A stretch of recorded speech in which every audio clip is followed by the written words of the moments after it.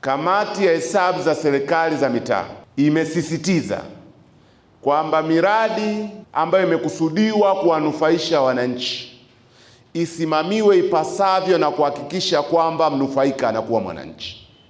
Na haya yamesemwa sana kwenye miradi ya masoko. Tumetembelea miradi miwili ya masoko kwamba Arusha ijipambanue na ijitofautishe na baadhi ya miradi ambayo fedha za serikali zinatengwa, zinajenga miradi mikubwa ya kuwasaidia wananchi, hasa wafanyabiashara ndogo ndogo, lakini wanufaika wanaishia kuwa ni wajanja wachache.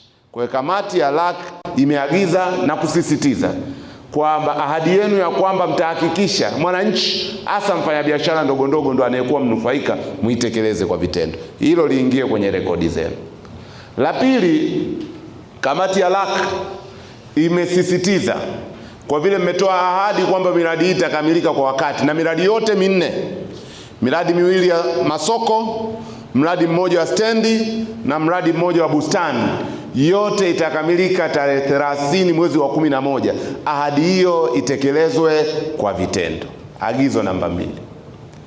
Agizo namba 3 ambalo limetolewa na kamati ya LAC, tumesisitiza tunataka mwendelezo wa miradi hii. Mtumie ubunifu wenu wote kuhakikisha miradi ya stendi na miradi ya masoko inakuwa na mwendelezo, isife. Kwa hiyo mtumie kila ubunifu utawaleta watu, na maoni mbalimbali yametolewa na wajumbe wa kamati. Pale ambapo changamoto ni za kimiundombinu kufika katika miradi hii, muifanyie kazi, na mmetupa ahadi. Pale ambapo idadi ya watu inakuwa ndogo, mnapaswa kuweka mambo ya kusisimua idadi ya watu, yamesemwa hayo na wajumbe wa kamati, mfanye hivyo. Na bahati nzuri yote haya mmetuahidi hapo katika mipango.